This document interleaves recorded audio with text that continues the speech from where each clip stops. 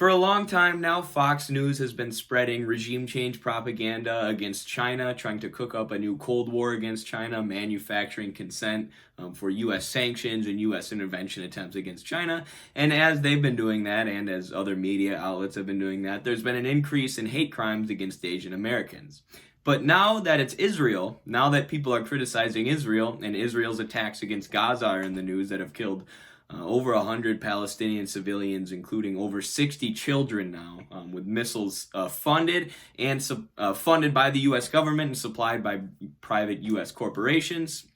There have been some attacks against Jewish Americans that have been caught on camera. And Fox News is going to say here, or at least ask the question to their genius analysts, are these hate crimes influenced by the criticism of the Israeli government, and what can be done about them? So let's see what kind of genius analysis and solutions we get from Greg Gutfeld and our buddies over at Fox. Progressives continue to bash Israel despite an explosion of anti-Semitic attacks in America.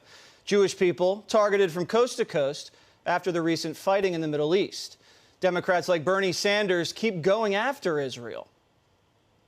The United States of America has got to be leading the world in bringing people together, not simply supplying weapons to kill children in Gaza. Our job is not simply to put more and more military support for Israel. It is to bring people together. And after days of waiting, President Biden and Vice President Harris are finally getting around to condemning the anti-Semitic violence, both taking to Twitter to call it, quote, despicable. Juan, do you agree with Bernie Sanders that the Biden administration is supplying weapons to kill children in Gaza? I don't think they're intending to cause violence against civilians, but I think that's the argument, Jesse. I mean, to my mind, we have to be very clear here and not confuse anti-Semitism with legitimate criticism or debate about Israeli policies. That's a separate issue. It's not anti-Semitic to say I differ with Israel's policies.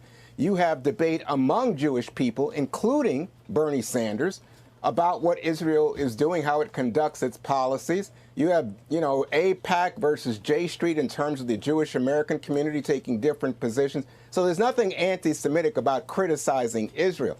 I think that the larger issue here is, where do we go as an American people with regard to this violence that we've seen in the streets? It's reprehensible. It is to be condemned by every side. I don't care if it's anti-Semitic violence against Jewish people. I don't care if it's anti-Muslim violence. I don't care if it's anti-white, anti-black, or, those people who want to say, Chinese people brought COVID here and they're attacking the Asians in larger numbers. All of it tears at us as Americans, and I think we all need to stand together in opposition to that kind of behavior. I will say one last thing about Israel, though. I think there's a generational divide. You can start to see it now in the poll numbers about Israel that didn't exist previously. Everybody just, wanted to support Israel. They were so vulnerable. I think Israel and Prime Minister Netanyahu better be aware of the fact that there are more and more Americans who are critical of Israeli policy. I haven't seen that, but your point about Israel being vulnerable, Greg, why do you think the Democrats always root for the so-called underdog, even when the underdog is just firing rockets into civilian territory? They could just be stupid. Yeah.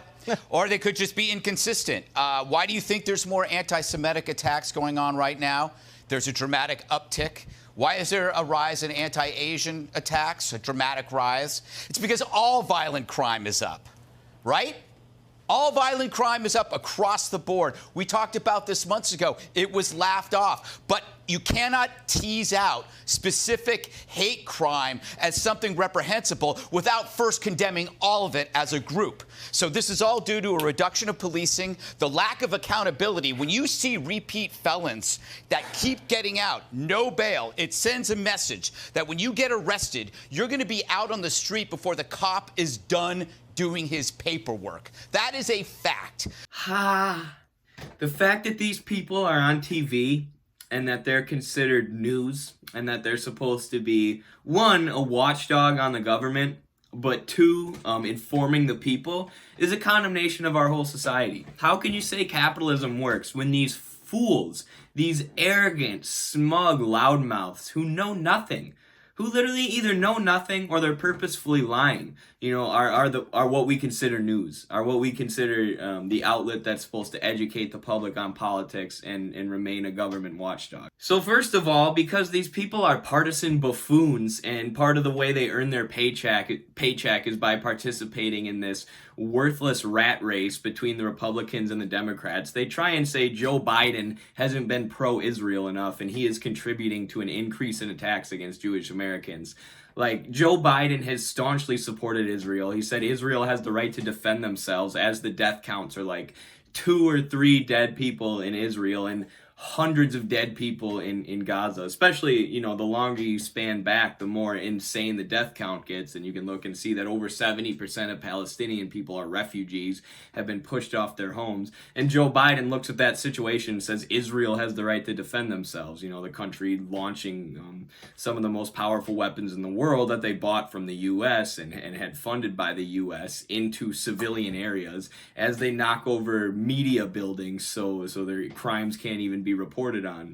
Joe Biden looks at that situation, and because the U.S. is funding Israel, says Israel has the right to defend themselves, and then these morons at Fox News so smugly and so arrogantly act like Joe Biden is not being pro-Israel enough and he's getting people killed. I mean, what a joke, especially as you fools and Greg Gutfeld on his own show has been pushing the anti-China narrative, the narrative that the COVID virus was cooked up in a lab, as hate crimes against Asian Americans are on the increase. Now they're going to come on here and blame people criticizing the genocidal state of Israel for an increase against Jewish attacks. I mean, you just want to grab these people and say, shut your mouth, but you can't because they're paid millions of dollars to spread this nonsense about the genocidal apartheid regime of Israel and defend them. But what you actually see there, and I was surprised, the first Fox News guy actually gave some decent analysis there.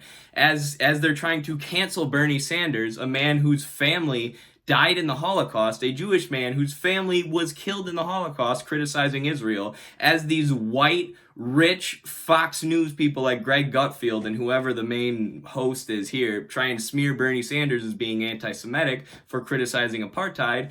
This guy says, well, we can't equate, anti-Semitism with criticizing Israel. That doesn't make any sense.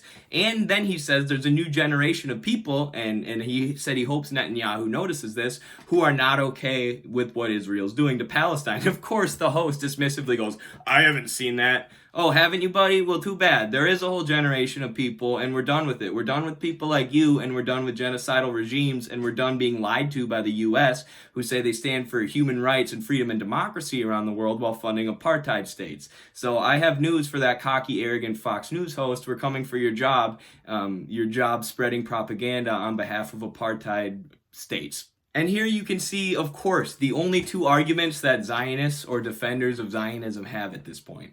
Hamas, Hamas, Hamas, what about Hamas? And everybody who critiques Israel is an anti-Semite. Here you see the smug Fox News host number 1 go, how stupid are the Democrats supporting the people indiscriminately launching missiles into Israeli territory? First of all, you person who can only think in a partisan box of Democrats bad, Republicans good, the Democrats haven't supported Hamas. They haven't supported Palestinian resistance. You made that up because it fits your stupid narrative.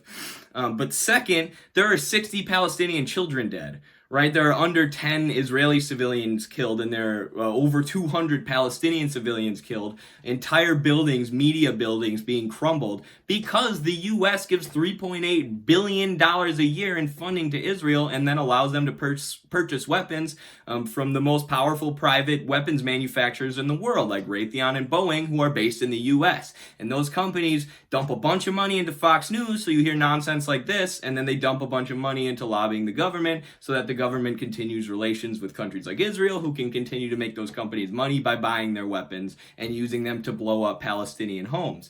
Meanwhile, Hamas gets hardly any funding from the U.S. government, definitely not $3.8 billion, and definitely Hamas does not have access to buying from U.S. weapons manufacturers who have a monopoly on the weapons market.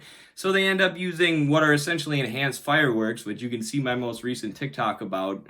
These fireworks are often powered with fertilizer and sugar, versus the most powerful weapons in the world manufactured in the West, and the U.S. is just handing Israel money to buy these weapons. And you see this smug Fox News host acting like you're stupid if you look at this conflict and you say, yeah, what Israel's doing is worse than what Hamas is doing. He says it so smugly. You're so wrong. You're making a fool of yourself. Fox News host, I want to tell you, your whole legacy and your whole life is going to be based on lying to people in order to defend apartheid and genocide. So congrats. Great legacy, buddy. And then second of all, you see them accusing everybody of being anti-Semitic, right? The same group of people who have been pushing this anti-China rhetoric as hate crimes against Asian Americans are on the rise. They're saying Bernie Sanders, the man whose family was killed in the Holocaust, is anti-Semitic for saying what Israel's doing is wrong. I mean, what a joke. And then, of course, you see Greg Gutfeld talk about violent crime. It's an increase in violent crime. Violent crime's on the increase because we're letting too many prisoners out. Oh yeah, Greg, then why are 24% of the world's prisoners right here in the United States? That's because we're letting too many people off without paying bail. That's what he says. That bail is a scam, so the prison industrial complex can put people in jail for petty drug offenses like smoking weed and then take their money before they get let out of jail.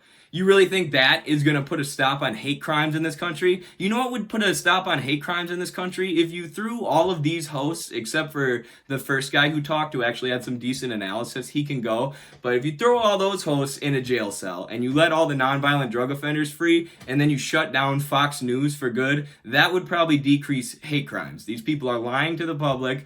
They're inciting bigotry, and they're misinforming your parents and your grandparents as much as possible on every issue, including Israel-Palestine. I can't stand Fox News. These people are reprehensible. There's a special place for them in heck.